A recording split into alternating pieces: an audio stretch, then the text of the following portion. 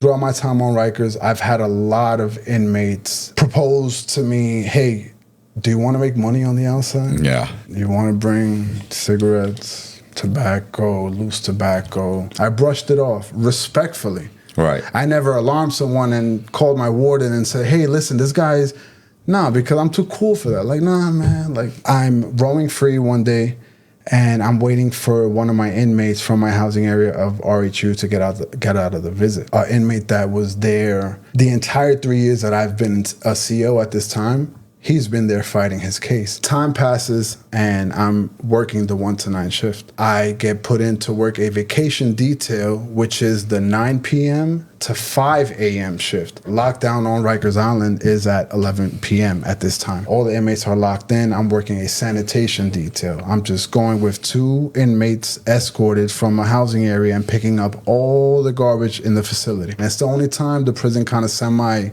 shuts down. Nobody's out. Everything is desolate. I see this inmate again. And he goes, yo, Dominguez. And I can hear him. It's a hallway of nothing. Mind you, it's 1 in the morning. My inmates are in the kitchen grabbing up the rest of the garbage. And I'm like, hey, what's up, man? How are you? Yo, what's up, man? Like, talk to me. And I'm just looking at him and I'm like, man, nah, bro, I'm good. He goes, bringing stuff in. Security on the outside. And I'm like, security on the outside? What do you mean by that? And he goes, you know, my brother just wants somebody to ride with him. Like, just drive. You don't got to touch anything. And when he said touch anything, I'm just like, I understand what he's talking about now because I know that he's a known drug dealer in New York City. Right. I've seen him everywhere. So I'm just like, nah, man, like, I'm good. And even as desolate as it is, I'm very cognizant of my surroundings. And I want to make sure no one's listening and even watching us congregate. But when he mentioned security on the outside, it's like, you know what? I kind of justified it personally. I'm like, well, I don't know what this entails, but I'm not bringing anything in. I don't know, man. I don't know. And he continues walking with me, takes out his logbook, his address book, actually. He rips out a piece of paper, and there's a number on it already. It's like this was kind of premeditated on his end. Call this number when you get a chance.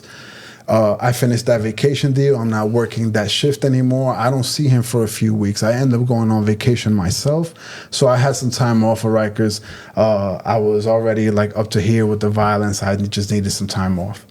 But I would be lying to you if I said I didn't have that scenario play in my mind over and over and over again. Once that happens, I'm just like, you know what? When I get back, maybe, you know. And I sat on my bed. The night before going back into my regular, the morning of going into my 1 to 9 shift, I'm like, you know what? And I called. Engaged to a correction officer. Indian girl started working at the prison. We started talking. It probably wasn't 2-3 weeks, man. She started asking about penitentiary money. So I'm telling her, you buy a pound of tobacco on town, $25, $30 in here. It's $8,000, $9,000, maybe $1,000. You go buy a phone, $50, you bring it in here, it's $1,500, $2,000 at Northeast. So when I started telling her stuff, she was like, wow, Suboxone strips, you get 100 of them wrapped up, it's gonna look like a Jolly Rancher. They were selling them for 150. We was getting 300-400 of them at a time. You can bring that in easy. So when I started telling her that stuff, she wouldn't, at first she was like, nah, I don't wanna do nothing like that. If you need anything, I got you. So I answered, I was like, just one time then. Just one time. She's already in trouble. She's already losing her job. Yeah, she's in trouble. She in trouble. And then it wasn't too long after that, I bought a ring. She don't know I'm finna propose. But this is listen, this is all penitentiary mind games though. This is insane. So we had a rock man, you got the rock man who take the trash out. And in Northeast, when you take the trash out, it's a blind spot. Because at this point, we got them eyes in the sky and they can see a fly moving his antlers on you. So when you go through these doors, when you go through the door, she always locked that main door. And then right in that hall space in them stairs, it's a little, we got a quick window. So we would go, and instead of walking the trash all the way to the trash, I would slang the trash to buy me some time. So she would open the back door, I slang the trash, whether I make it or not, close the door, I get a little window, we kiss, freak, whatever.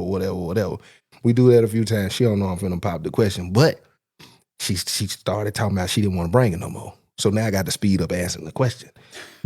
So, because we got to keep this rolling, because at this point, we $4,000-$5,000 a month. Like, it's insane.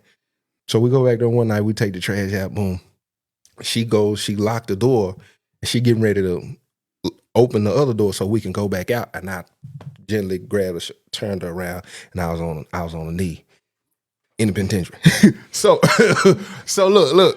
But when I do it, I had to almost muffle her mouth because she started screaming, "Oh my God!" Like she went crazy. Whoa. You can't. She was like, "I can't believe I was like, no, you gotta. And I'm grabbing her, but I'm freaking at the same time. But I'm like, no, she was like, "Are you serious?" And I put the ring on her, and we said or whatever, and we walked out, and it wasn't 2-3 days, people started noticing, like, man, she got a ring on her finger. Like, what's going on? But we kept rocking it for a little minute.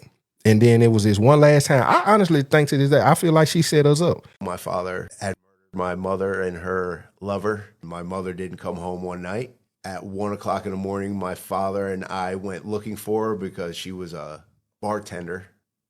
And the bar was closed. There was 2 ways to get there. It was like a circle.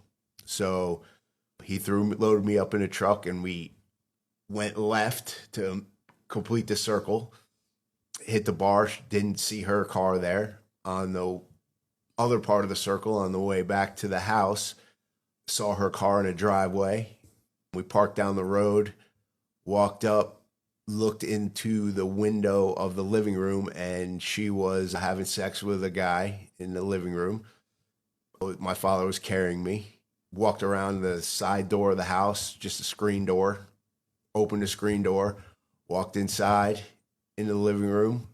My mother looked up and said, "Oh shit." And my father said, "Oh shit is right." And he put me down, and my mother jumped up and ran into the kitchen. And my father turned towards her, and she had come with before that, the guy jumped up saying, what are you doing in my house?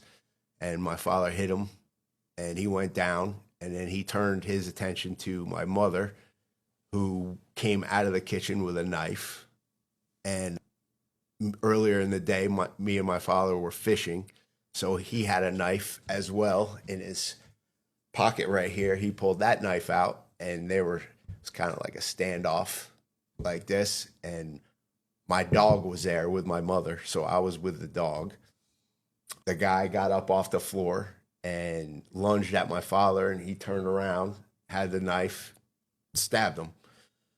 Then the guy ran out of the house. My father chased him down. I didn't see what happened out there, but the guy ended up dead with 57 stab wounds, I believe. And my mother ran out there. I heard them screaming. And then my mother came running back into the house, covered in blood. And I don't really have any memory of exactly what happened. I just kind of remember standing over my mother, and she wouldn't wake up. And then my dad come running. I don't know. He went somewhere else in the house, and then he came running out and grabbed me. We ran out of the house, ran down the street, got into his truck, went to my grandma's house, and then I remember like them trying to put me to bed and me like fighting with them, but I was covered in blood, so they're trying to clean me up and put me in bed and whatnot. And then that's pretty much all I remember. So, and somebody say, try Ancestry.com. I said you can't file dead people, because I have filed a name that was on a ledger, and it'll say this person is deceased. Right. So there, you can't file dead people. They say you can file dead people. They have to die within 30 days. I'm like,